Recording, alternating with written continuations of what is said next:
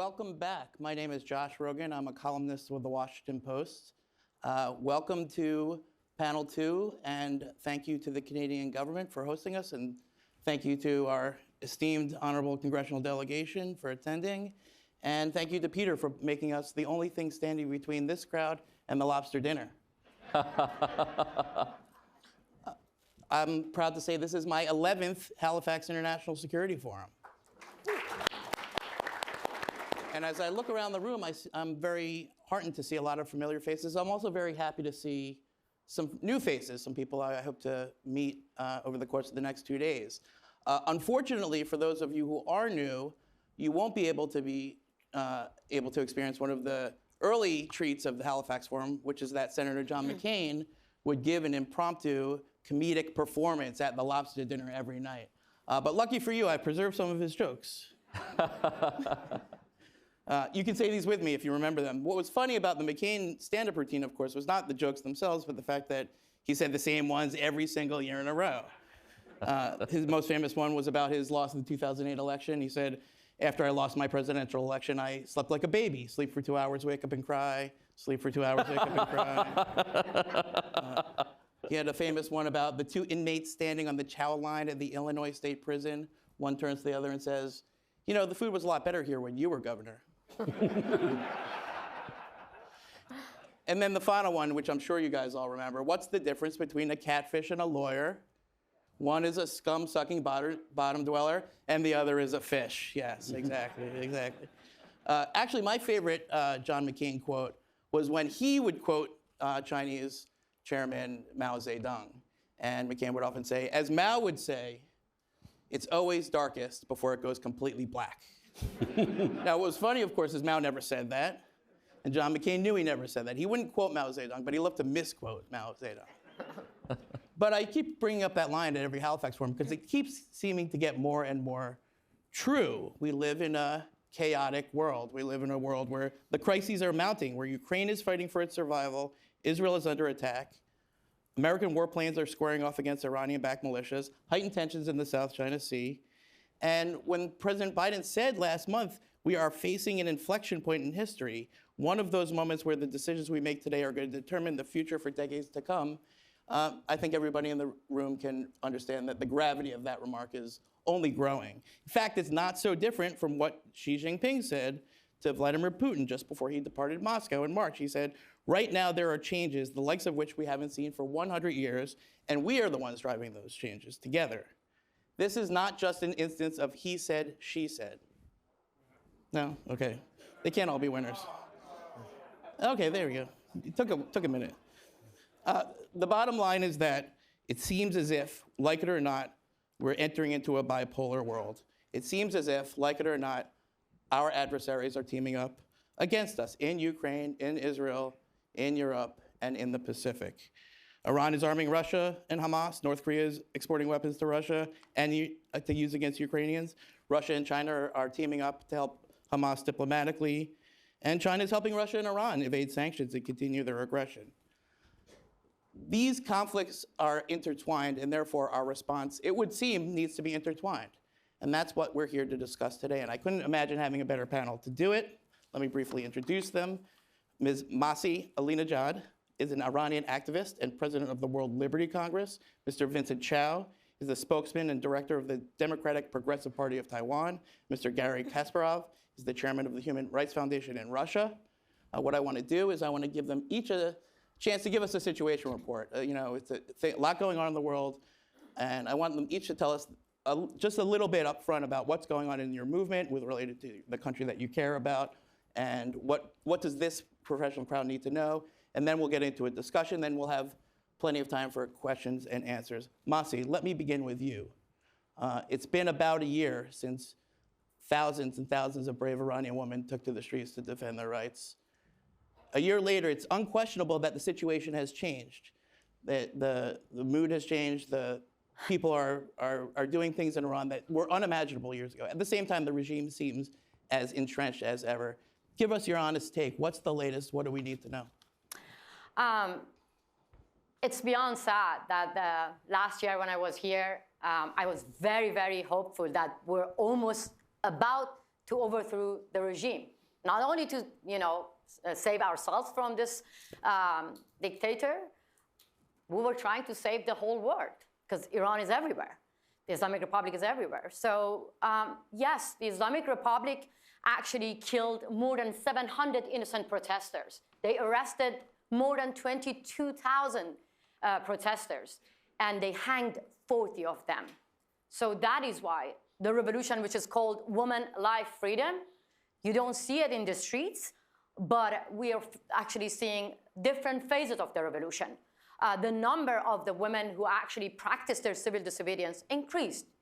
Chinese cameras are everywhere to identify unveiled women. But women are actually, I'm very sorry, I have to say that, they're showing their middle fingers to the cameras and saying that we are here and this is our camera, we are filming you, where are you? So women are still fearless. They have nothing to lose. But at the same time, the Iranian regime are getting more brutal. Right at the anniversary of Mahsa Amini, they killed another 16-year-old girl, Armita Gravand, for the crime of showing their hair. Yeah, I really want to repeat it. For the crime of showing, how many women are here? Hands up, honestly. How many? Imagine how many. If you go to my country, you get killed for showing your hair. This is the simple way to explain the situation in Iran. But I want to say that people are still hopeful. The revolution happened inside the heart of every single person that I talked to them. Even the family members of those people who got killed, they have hope. And they say that we will bring this regime down. And I remember that I want to say that the people still have agency to bring the regime down, but what actually helped the Islamic Republic to stay in power, it's like, the West didn't do anything. I'm not saying that the West didn't come and save us. No, but the West did its best to save the Islamic Republic when they were in crisis. First, handing out money. I remember that, I was going everywhere hearing that Prime Minister Trudeau, President Biden were saying that we stand with the people of Iran. And I was like, no, please sit down. We don't need you to stand. Sit down with your allies and make concrete decisions and actions to address Khamenei the way that you addressed Putin, to isolate this regime, because this regime is not going to just be a threat for Iranians. And what happened after last year when I warned the West, you see that now more drones being provided by the Islamic Republic to Putin to kill innocent Ukrainians, and the Islamic Republic sponsored Hamas to attack Israeli civilians. And I want to say that even Palestinian civilians getting killed, being used like a human shield just because of the Islamic Republic. But I want to actually end up here that I still believe that Iranian women are leading one of the most prominent revolutions, and they are going to save the rest of the world from one of the most barbaric regimes. Thank you. Before we move on, let me just quickly press you, because you've made somewhat of a serious charge here, that the West has not done its job in standing beside these women. And I'd like to know, here we are a year later, what are the specifics of what you would have all of these kind people do? Here you have assembled a group of very powerful Western officials. Be specific. What could be done now? Very specific, very specific. It's a shame. It's a shame that the US government designated the Revolutionary Guards as a terrorist organization, but the US allies still hesitating to do the simple thing. And I want to say that Putin, Xi from China, and Khamenei, they're more united than democratic countries. So this is very specific things. First, criminalize the Revolutionary Guards as a terrorist organization. Second, in Canada, here, there are more than 700 Islamic Republic agents, the relative of those who say death to America, death to West. They're living here and their luxury lives. But the family members of those who got killed by the same members of Revolutionary Guards, they're being denied visa to come to Canada. So clearly, kick them out. Not because they are the threats for us Iranians, they are threats for democracy, for Canadians as well. These are specific things. And another thing that I want to say, which is very, very, it's not too much to ask, is it's a revolution led by women. I want to see women everywhere, everywhere. You see demonstrations now, pro-Palestine demonstrations everywhere. But where were you when women were getting killed in my country? Teenagers were getting killed and raped in prison. Women facing rape, just being women. Where were you? So I want women's march in Iran is bloody. I want to see all women to feel that if you don't help Iranian women to get rid of this religious dictatorship, this virus, they're going to be here and they're going to kill they're going to end democracy. If we don't get united to end the Islamic Republic, they will get united and they will end every single of you. All right, well, that was very specific. Thank you very much. I'm sorry. Yeah. I asked for specifics. Yeah, I was very clear. They're going to end all of you. Vincent, let me turn to you. Taiwan. What is the current security situation of Taiwan? What do you see in terms of the latest in Chinese military, but also economic aggression? Is Beijing interfering in your upcoming election? And what would you recommend that we think and do about that? Well, first of all, thank you, Josh. And for those that don't know, Josh has done incredible reporting on Taiwan, and I'm sure he will earn his place on China's blacklist soon, if not already. Perhaps fingers crossed. Peter one day. Fingers crossed again. The truth of the matter is we have about 50-odd days into our elections on January 13th. You know, I should be in Taipei. Nothing was going to keep me away from my Halifax lobster dinner, so I've made my choice. But I think we should look at it this way, sort of in the post-election period and the prior to the election period. So let me start with kind of the prior to election period. So over the past 2 years or so, we've seen a number of things. We've seen, first of all, military adventurism in the Taiwan Strait, unprecedented amounts of Chinese fighter jets, Chinese naval vessels encircling Taiwan, bringing military pressure against Taiwan, eroding the very concept of the center line. So this is all well documented. It's out there. Second issue, economic sanctions against Taiwanese agricultural products in particular. This has been very targeted. So the Chinese are very sophisticated nowadays. They don't enact blanket bans. They look at political pressure points. They look at communities that are friendlier towards the administration. They look at communities that may vote a certain way, and they enact economic actions in response to that. That's the second part. The third part is really sowing division and disunity within our society, bringing disrepute, bringing criticism against our government institutions and democratic institutions. And this is the very nature of the CCP, I mean, in fact. Now, just now we are heading again into the final stretches of the election, and things have somewhat shifted. So everything I spoke about earlier, that was maybe in the prior to September period. Right now, we're seeing a much more sophisticated campaign focused on three major tenets: disinformation, disinformation, and disinformation. They know that military actions, economic actions ultimately backfire. I mean, they've backfired in the past. So what they're focused on right now is spreading disinformation within our societies that focus on one thing: undermining support for this current administration. Now, they have a finger in the scale. I mean, they have to be. They have one desired outcome in this election. I'm not going into that. But the truth of the matter is that it's a whole society effort. So I'll give one example, and this is very, very telling. So there's a front page newspaper article just a few weeks ago, a few months at this point, about the US pressuring Taiwan to build what? Build bioweapons. Build bioweapons in Taiwan. Oh my God. Now, is that true? That fake news? I think we can probably ask anybody in this room here. You know about that? No. It's a no comment from me. I would assume that our esteemed senators here would know something about the United States government pressuring Taiwan to build bioweapons. And this is the truth of the matter, is that it was very sophisticated disinformation. The telltale signs were no longer there. I mean, they still were, but they weren't as apparent as years past. So it's not true? It's obviously not true. Got it. Just making sure. You would have a scoop for the next column of yours if it was. But the point is that they're not going to convince everybody, but they're going to convince somebody. And that's the danger that they bring to any democracy, not only in Taiwan, but around the world. And so we're hyper-focused on this prior to the election, and we hope, as President Biden recently said during APEC, that China not only respects our democracy, but does not put a finger in a scale in influencing our vote. And we hope that takes place. So President Biden said in his press conference that he told Xi Jinping not to interfere. This was, I think, an unnamed administration official. Oh, I'm sorry. Shared this with the press, that President Biden had told Xi Jinping that the Chinese should not interfere with our election and they should respect our democracy. And what you're saying is that ship has already sailed. I'm saying that that ship has sailed, but we forever remain hopeful. Excellent. Thank you. Thank you. Garry, let me turn to you.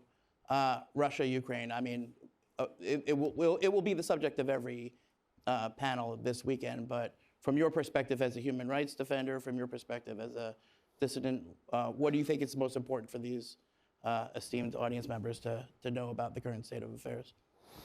I don't know where to start, so I can say probably that I'm incorrigible optimist by nature, but my natural optimism has been tested lately.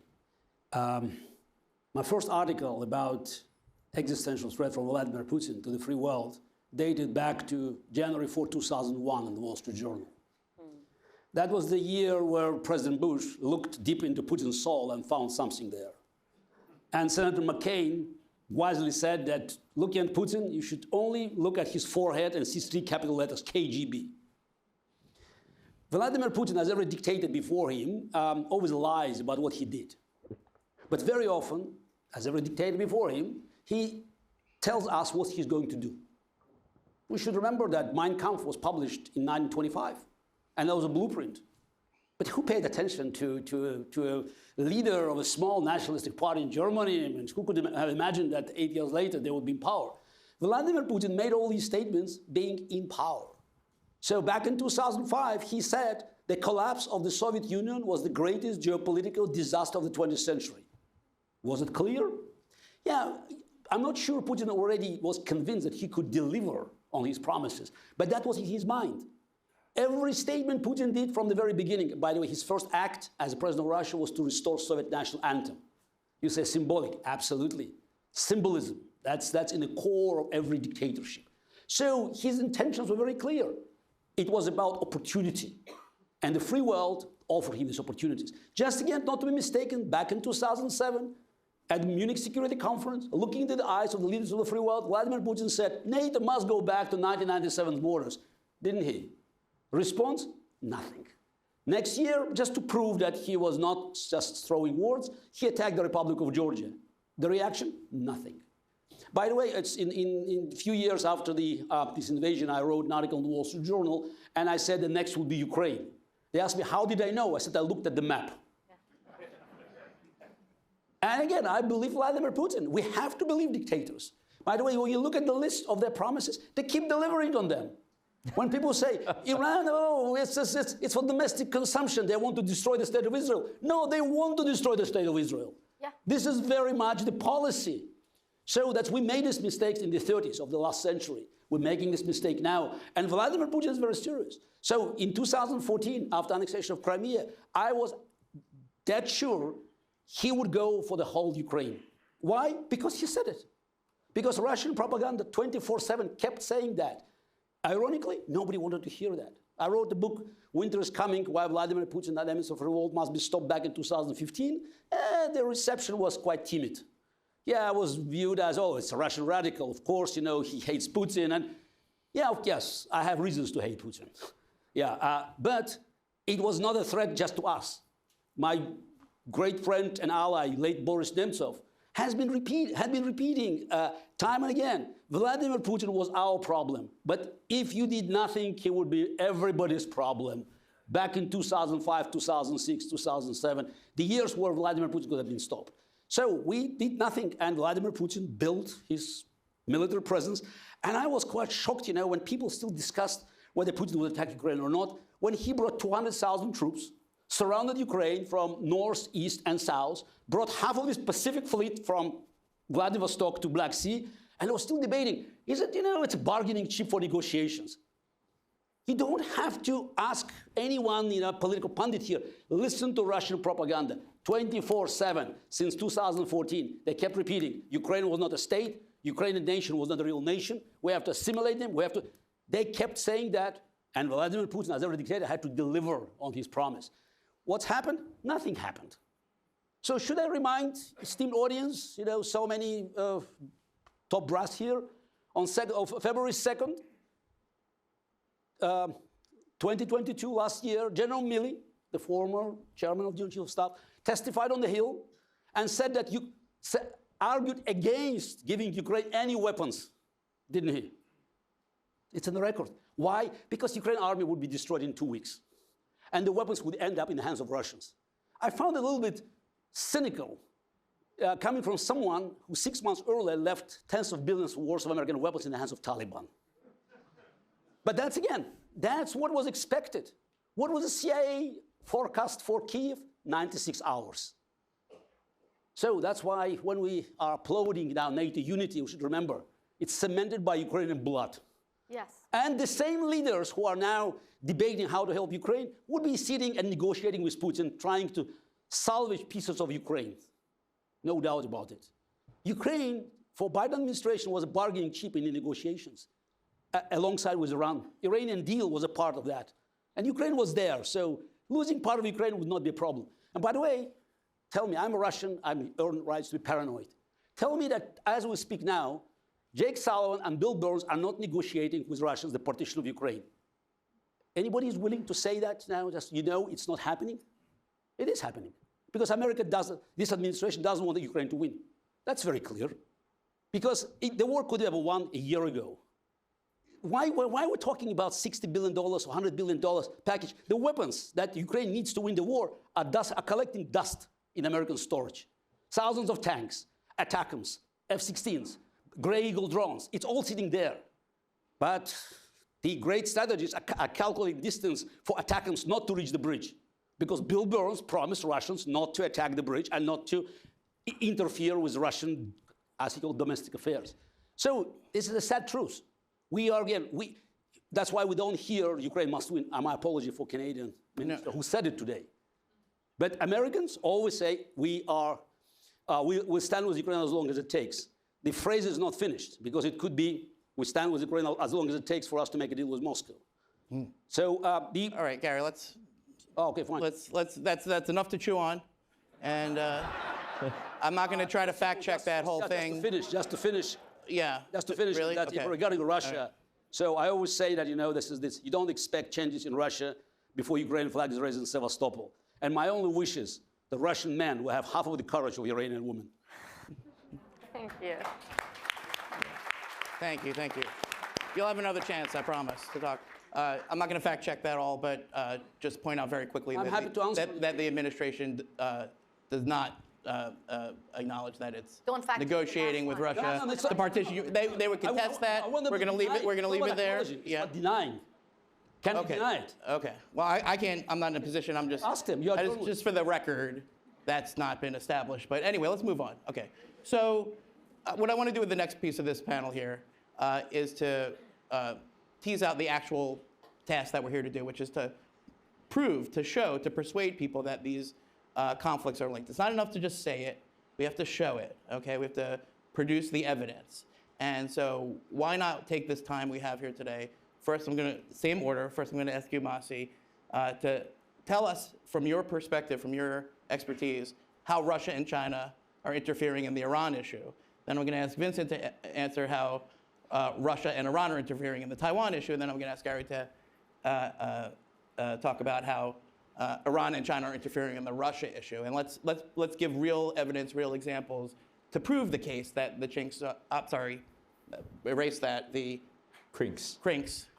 I apologize, that was an innocent mistake, is a real thing. Go. CRINKs? Yes.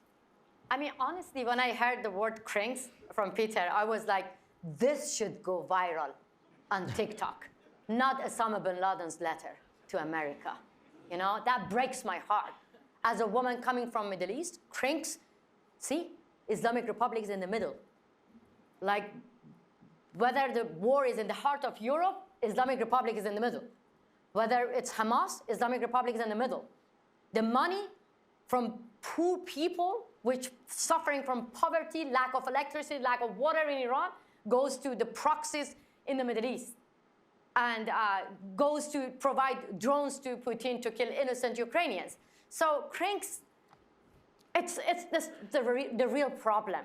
And I have to say that it breaks my heart more because when I see that how dictators are making, creating an alliance of, the network that they're creating, helping each other, providing technology for surveillance, for censorship, how to spread fake news, misinformation, disinformation. how to use even social media. This is how dictators are helping. Russian dictators are helping the Islamic Republic and providing cameras, which is everywhere, as I mentioned, everywhere in Iran, to identify unveiled women. When we asked the Iranian regime that why you never identified those who killed 1,500 innocent protesters only in 3 days, they say that we couldn't find them. But they have cameras to find women if they show their hair. So this camera is being provided by the Chinese government. And as we see, there is a contract between Russia, agreement between Russia and Iran for 20 years. Agreement between China and Islamic Republic for 20 years. Recently, there is another agreement between Iranian regime and Bolivian government that how Islamic regime provide military aid for Bolivian government. So we see that revolutionary guards are everywhere, everywhere. But lack of actions from the other side, democratic countries, is actually emboldening Iranian regime to do whatever they want to do. So I'm sure that about the deal, Garry mentioned it very well. The deal is there, and how they want to get successful, they go after dual national citizens. It's not just these it's very sad that you see that Swedish citizens, like a German citizen, UK citizen, British citizen, US citizens are being used like bargaining chip in Iran to bring all the government on the table to negotiate with them. So this is how dictators are like helping each other, supporting each other to oppress people inside Iran. Another thing that they're really good at transnational repression, targeting their own dissidents beyond their own borders. I myself, I'm a survivor of assassination plot. And the guy who actually got arrested in front of my house in Brooklyn with AK-47 was part of a Eastern Europe criminal gang. So this is the reality. The dictators are really like helping each other and backing each other to oppress not only their own people, to oppress the people outside their own borders as well. And before we move on, if I could just ask you to talk a little bit about the Russian-Iranian partnership in Syria. We talk a lot about the partnership in Ukraine, but for 12 years, the Russians and the Iranians have been joining together to commit atrocities in Syria. What should we learn from that? Look, it was Bashar Assad publicly announced that we get our money from the Islamic Republic. And the president of the Islamic Republic, Hassan Rouhani, one time said that although we are suffering from sanction, this is what they put the blame always on the West. He said, although we are suffering from sanction, but we are proud to say that we are helping Bashar Assad, we are sending money to Hassan Nasrallah as well. So this is very clear to Iranians. And there was massive protests in Syria, Iraq, Lebanon, and Iran. The main slogan was against the Islamic Republic, sending money to the proxies. In Syria, it was clear, and Qasem Soleimani, who got killed by the US government, he was there. He was there, killing innocent children there. But I was shocked when he got killed by the US government. What happened? Suddenly on the mainstream media, journalists, CNN, Channel 4, everywhere, calling him national hero. So these are the things that we have to talk. People in the Middle East, they know the roots of all the crises are the Islamic Republic.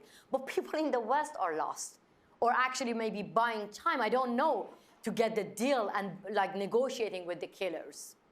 Thank you. Vincent, from Taipei's perspective, what is the involvement of the Iranians and the Russians in the overall effort to help China achieve its aims vis-a-vis Taiwan?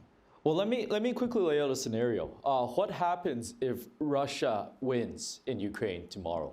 3 immediate things happen. First one is that authoritarian regimes anywhere in the world are emboldened by the demise of democracy. Second, it showcases that democracies are disunited. I mean, we're just not united when it comes to solving common issues, for example, the defense of democracies.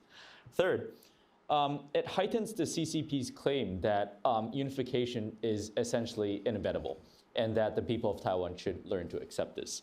Now, the opposite is almost exactly true as well. So let's go into this a bit further. First of all, this idea of democracies versus authoritarian regimes. Now, I tend to not like this phrase, great power competition between China and Russia. And for a simple reason, because it's not about China and Russia. It's not about, China and the United States. It's about really democracies and authoritarian regimes. I mean, this idea that it's just about China and the United States, number one, gives the impression that other democracies don't have agency in this. And then number two, we don't have a stake in this, which are both not true. I mean, I would say that from Taiwan's perspective, we have a greater stake than anybody in the United States because China is threatening us on the front lines. And that it may one day lead to a Chinese threat on American borders, but right now the threat is on our borders. And so we're cognizant of that. Now, so to take that into a further point, when we look at this idea of authoritarian regimes and democracies, why CRINK is a thing, and there's growing pains associated with that word, I understand. But why CRINK is a thing is that because authoritarian regimes are standing together. I mean, it's not an idea about China and Taiwan or Russia and Ukraine or Iran versus most of the global community, but it's an idea they find unity and strength. And this idea that by finding unity and strength, they further bring about disunity amongst Western democracies. So that's the point I wanted to draw. But more deeply into this idea about how it impacts China and Taiwan. So we have to understand that the key thing keeping peace and stability in the Taiwan Strait really is this idea that the risk and cost of Xi Jinping taking action must never be lower than the risk and cost of him not taking action. So to say, the risk and cost of Xi Jinping taking action must remain astronomically high, and the risk and cost of him not taking action must remain astronomically low. And we're going to achieve the latter, for example, in Taiwan, by maintaining the status quo, by maintaining our current constitutional order, by not engaging provocatively with the Chinese. That's basically what this administration has been doing over the past 8 years. But we're also going to have to keep our risk and cost for the Chinese astronomically high by engaging in effective defense reform, by uniting our society around a common threat we face, and then number three, by working with international partners to show deterrence. And so Ukraine throws a wrench in all of that. So for example, if Russia is successful in Ukraine, number one, it shows that the democratic community probably isn't coming to Taiwan's defense. I mean, keep in mind that the challenge of resupplying and supporting Taiwan is astronomically greater than Ukraine. I mean, the cost to the international economy and supply chains are going to be multitudes greater in a conflict over the Taiwan Strait. So if the Western community, if democracies can't come together to support Ukraine, what does that say about Taiwan? And what does that say to China? And what is the message the CCP receives? So all of this is tied together in that sense. When we think about risk and cost, Ukraine has to factor into it, and risk and cost is ultimately the only thing that rationally keeps Taiwan safe. Excellent, assuming that Xi Jinping is a rational actor. Well, no, it's an entirely irrational part. I mean, this gentleman said it best. I mean, Xi Jinping has already made clear, not only in his letter on the 40th anniversary to the Taiwanese compatriots, also in the 2022 August New Era White Paper on Taiwan, that unification is the only desired outcome. It's the only allowed outcome. And that peacefully, if possible, but by force if necessary. And all of this is correlated not only to the legitimacy of the CCP and the national rejuvenation of the so-called Chinese nation itself, but also the political legitimacy of Xi Jinping himself, particularly as he goes into the third and fourth term. So there's absolutely no reason for us to not take this at face value. And if we do take it at face value, again, as we should, then again, risk and cost is the only thing that is going to bring about a sustainable peace in the Taiwan Strait. Excellent, thank you. Just to steer back to the topic a little bit, Russia, China, Iran, how does that union of actors impact the work that you do, Garry? First of all, I love the word CRINK. It sounds sleazy. So that's, yeah, I'm not sure, but it's good. You know? The only problem is it's missing Venezuela. Yes. So we have to remember that there's another member of this CRINK, whatever it is, so that find a way to install this V there. And by the way, this when we talk about all these potential hotspot on the map, please at one point we should talk about Venezuela, Guyana, the Crimean-style referendum that Maduro is preparing now. Obviously, with some whispers from Moscow. So again, they work together. And we should not be mistaken by the fact that it's a small group. As Senator Shaheen said, there are only 4 or 5 of them and we are many. Yeah, but they are devoted. We got 40 countries helping Ukraine, but Russia's military budget is over 20% of GDP. So that's why, again, Russia is small, compared to the global economy. but with 20, officially, probably it's more now. So that's why, again, we should recognize that dictators now are just fully, it's just not united. They know what is at stake. I'm not sure we do. So, and also, we should remember, dictators never ask why. It's always about why not. And I agree. It's about the cost. So I can bet my bottom dollar that the last doubts about attack on Ukraine in Putin's head had disappeared when he watched the video of Americans stampeding Kabul. That's it, you know. What can you expect from these people? So, off go. Understood. So, let's pause there. And let me move to the next question because we're running a little bit low on time. I'm sorry, did you have a closing thought? Yeah, it's about this cooperation. I mean, as for cooperation, Russia and Iran, we know that. But it's not just, you know, Iran supplying drones. So Russia has been supplying Iran's nuclear technologies for decades. And also, you know, it's this, no doubt, who was behind Hamas attack? It was a very sophisticated attack. And by the way, simple question. Israelis had all the cameras there. How they could have missed such an operation, you know, well prepared with all the details, with Delta plans? It means they had another training base.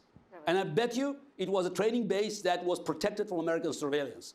So I guess it's not just Iran. And also, Hamas used very sophisticated drones to actually to destroy Israeli defense. So what countries are cooperating now closely creating drones? Ukrainian friends can tell you that every week they come up with some new improvements, Russia and Iran. So again, it's just, you can find them all over the place. As for China, I think it's a nuance here. So yes, China is behind them, but China does not get involved directly. Obviously, China is encouraging Central Asian nations. So just recently there was an article, I sent information to Globe and Mail about Canadian electric detonators for mines being shipped to Russia via Kyrgyzstan. Welcome, thank you very much.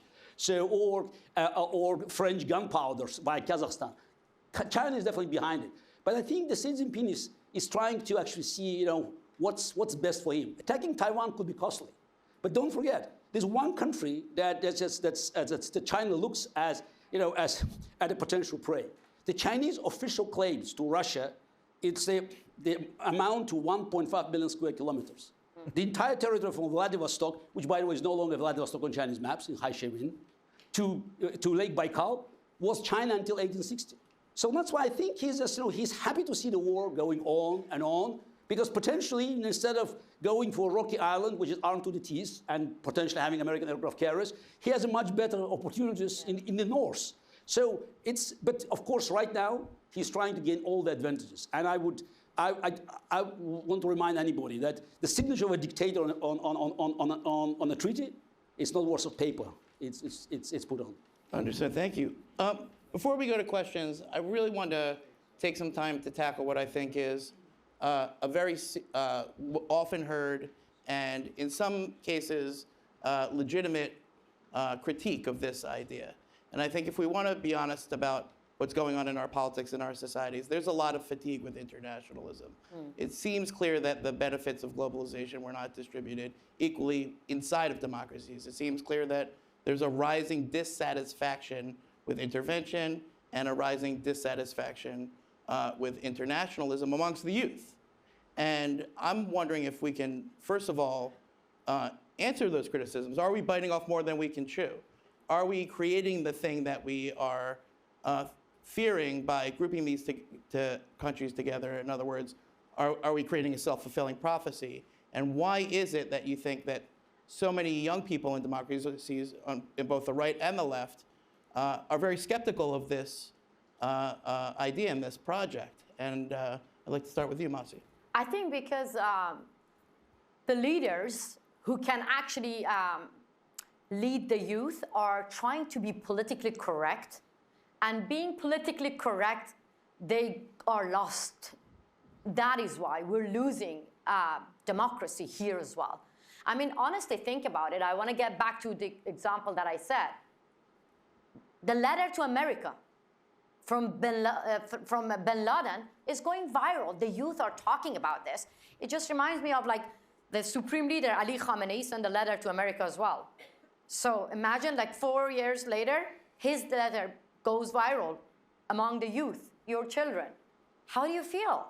Like these are, the people that they can easily kill women for being women. But now they became like heroes in America. So this is very dangerous. We are coming from countries that we didn't take democracy for granted. That's why we are worried about the situation here in the West. So I want to use the opportunity to say that,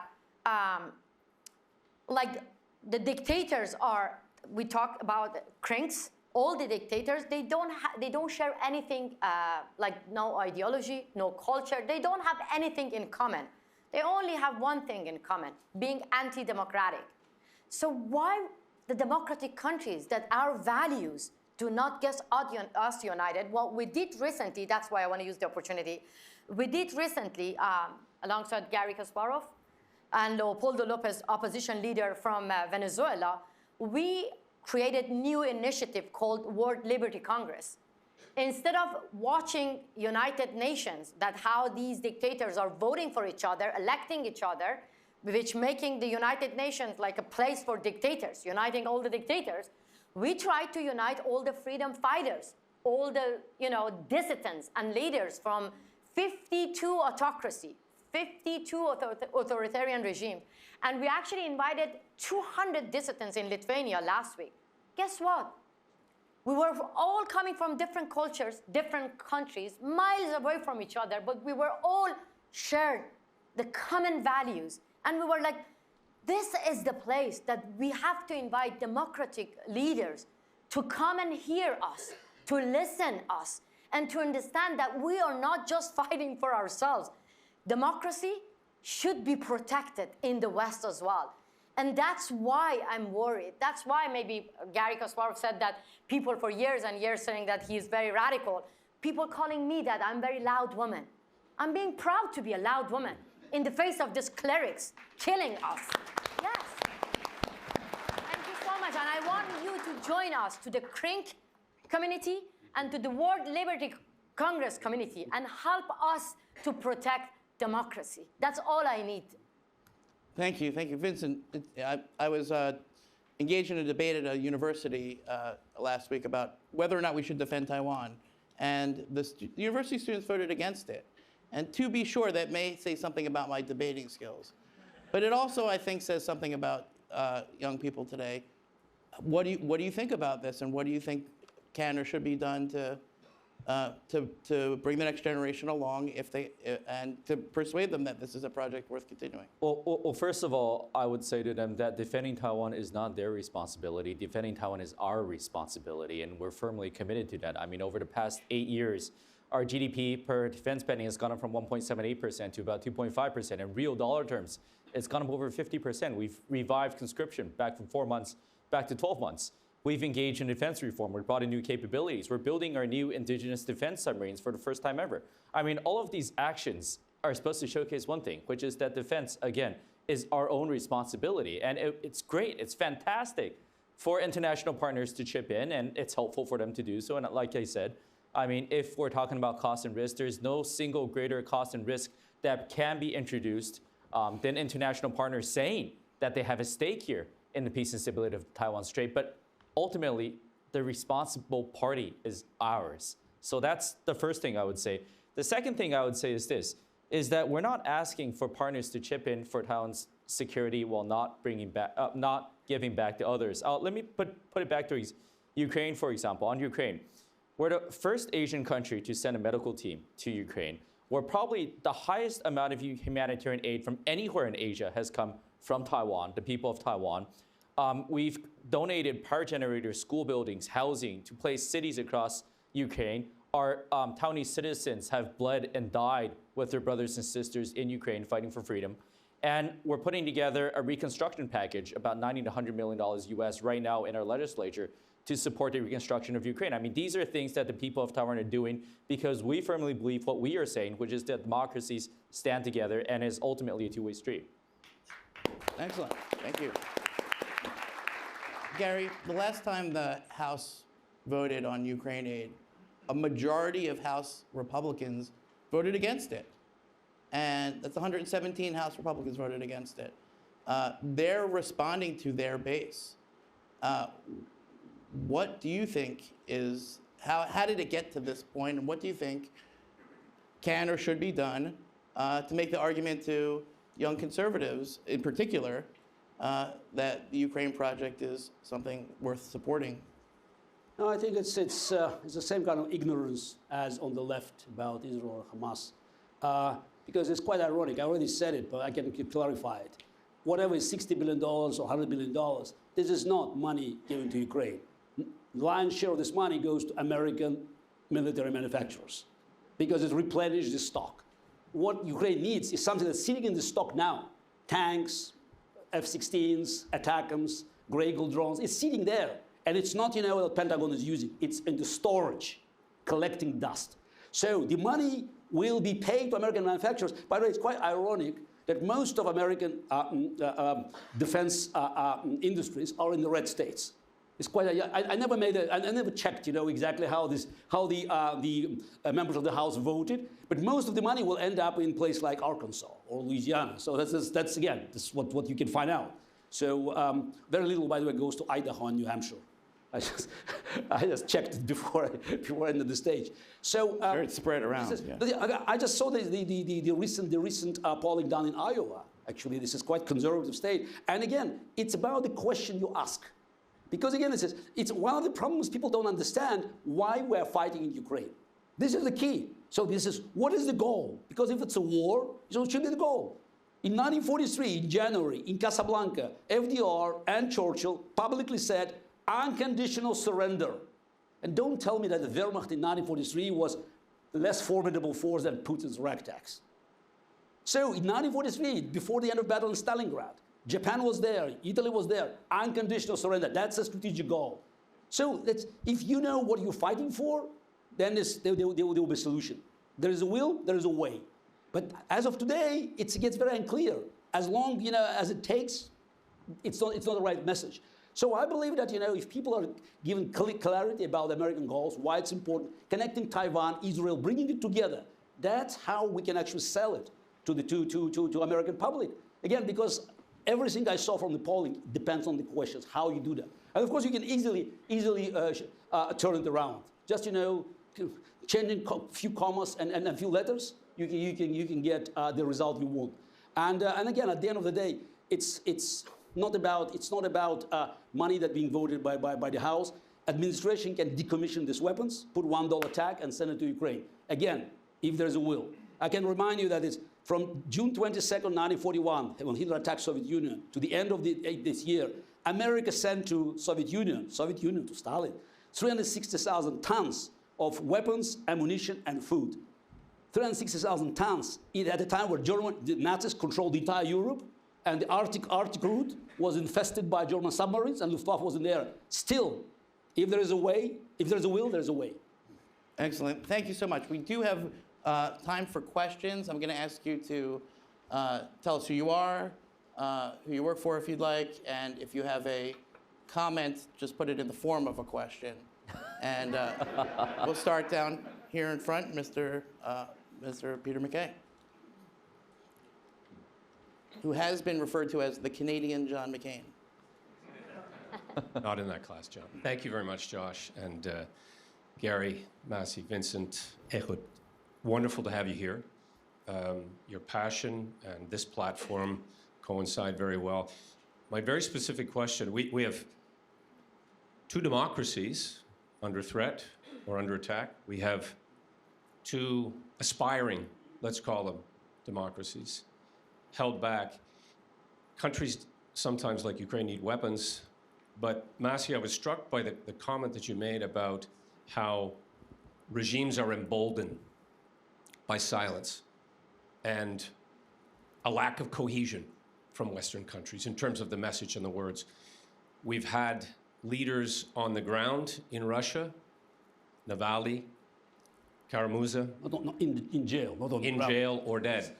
In death, like that. In Iran, it's clearly more difficult to have leaders emerge inside the country, but what more can we do other than bringing a cohesive message of support to rally support within your country, within Russia, because the people in the street will be the primary beneficiaries, but it's the democratic world that is going to benefit from a democratic Iran and a democratic Russia.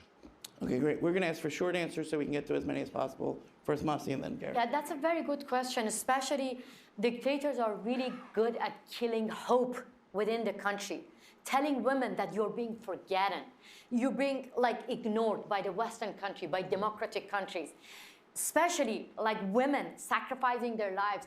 And you see that many female politicians going to visit the same dictators, wearing hijab, bowing to the same dictators. You can do a lot by showing to the women within the country in Iran that no, by what I said politically correct, don't be politically correct. Islamic Republic is a terrorist regime. They have only one name. Use the name, gender apartheid.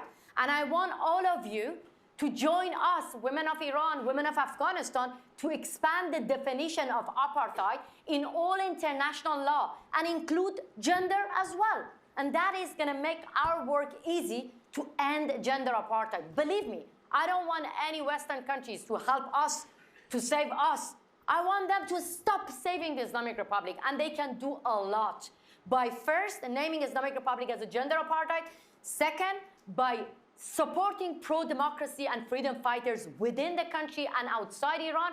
And third, Canadian government criminalized Revolutionary Guard as a terrorist organization. They are terrorists. Thank you. Garry, quickly. Yeah, it's as we can see, it's in the absence of secondary sanctions, Putin found ways of selling his oil, gas, and rebuilding his industry. Unfortunately, again, we don't have time, but I can show you the numbers. It's the Russian military production is higher than ever now. But there's one resource Vladimir Putin cannot replace: brains. So instead of just imposing sanctions on all Russians, you should have a policy of inviting engineers and financiers out of Russia. I told my American friends, if you had a chance in 1942, invite German engineers, issue them visas, scientists. Would you do that in a heartbeat? What's standing on the way now? All you need is basically a recognized group of Russians. There are many of us. As I say, Russia has no deficit in de Gaulle's. There are many of us. So with more authority than Colonel de Gaulle in June 1940. The problem is lack of Churchills on the other side. So, and offer chance for these hundreds of thousands, you don't need probably millions, of Russians to get out. And what I say, join the other Russia. So the pin on my lapel now, it's our flag. We just remove the red stripe on the bottom, no more blood on Russian flag. This is a symbol of Russian opposition. Help us to create the other Russia. So maybe it's 1 million people, but again, it's a quasi-state. But make sure the people who are making Putin's weapons and helping his economy to stay afloat, they will get out. Because this is the only resource he cannot replace. It's about winning the war, and war is about logistics. Excellent. Thank you. Right here in the front. I have in the blue.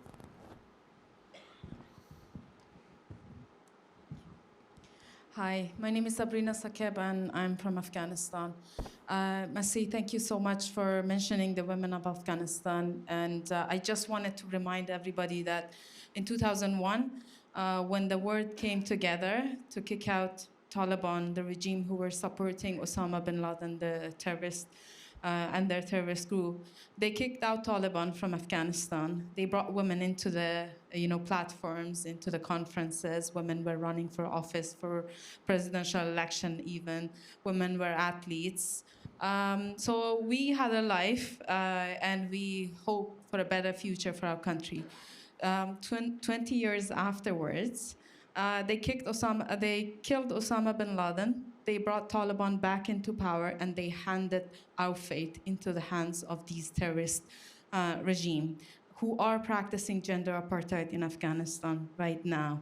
So I wanted to ask you this question: how do you see the future of the women's revolution in Iran, considering what had happened in Afghanistan? That's why I believe that, my sister, we, the women in the Middle East, we have to lead the rest of the world, honestly, because we're alone. We are alone. I mean, imagine, I'm going to have a simple question here. Imagine if it was not women of Afghanistan, if it was women here in Canada being kicked out from a school, what would have been the reaction of the world? If it was not women of Iran getting killed for showing their hair, for simply walking unveiled, it was women in America getting killed for practicing their right, basic right. What would have been the reaction of the rest of the world? So I want you to do the same. Imagine if it was no women of Iran and Afghanistan being kicked out from a stadium just because of being women. FIFA would kick out any countries if they don't allow women. But now, FIFA is helping the Islamic Republic, the gender apartheid regime, every single year. And when we say boycott Iran, ban Islamic Republic, kick them out, people say, shh, no, you know, this is not politically correct that we are banning Iran. No, we are not banning Iran. We are banning Islamic Republic. We are banning Taliban. We are not banning Afghanistan. So that's why I believe that, my sister, we have each other. We have to call everyone to join us. Where are the global feminist movement? Where are the women's march, which took place everywhere for women of Iran and Afghanistan? We have to be louder and louder and call everyone to join us. As I said, legally help us to expand the definition of apartheid to include gender in all international laws. That's how we can actually kick them out from everywhere. Excellent, thank you. This will have to be the very last question. Lobsang.